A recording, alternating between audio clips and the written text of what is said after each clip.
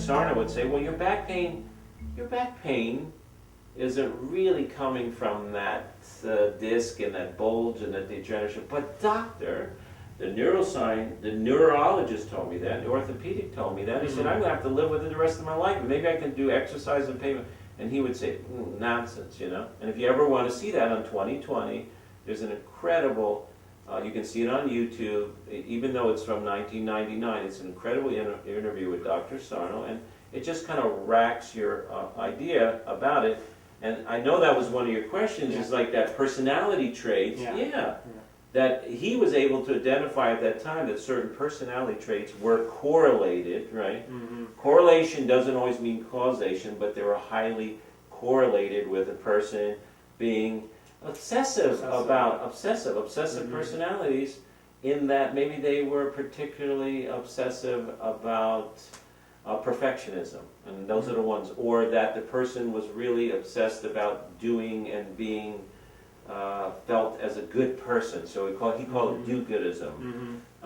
That, of course, the anger and back pain and neck pain is, you know, and we can understand those pathways. At the time they didn't, so it was very mysterious, and it was very hard to get on board if you didn't have a personal experience. But what's so interesting, he brought in mental health practitioners eventually that started to change these people's chronic back pain, right? This chronic neck pain, the carpal tunnel. So they can change the personality? And they became aware of the personality trait that was being channeled in the brain, causing this adverse reaction in the body. So it's too mysterious because they didn't have the connection between the brain and body, and he would call this thing tension myositis. Made up different terms to try to explain. And yes, he's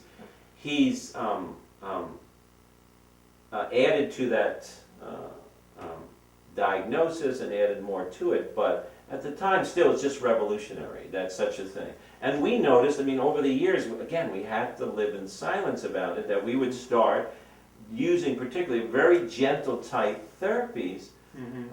We always considered ourselves to be sort of pioneers in the area. We first introduced many, many different methods and techniques. But one of the ones that was most pioneering for me was a very light, very soft type of stimulus, right? That came out of work there was originally a Dr. Donald Epstein, and he had this thing called network spinal analysis. But somehow in that modality, as well as others, there was things in one called craniosacral or Barnes myofascial, that people were having extraordinary experiences, that the nervous system seemed to go and do something automatically. Now, needless to say, when you see that for the first time, it's quite shocking, because you literally would see the person's body moving, or it would generate sort of almost like a wave in the digestive system. We have a thing called peristalsis, so when you put a piece of food in, a bolus of food, it moves down in a series of waves.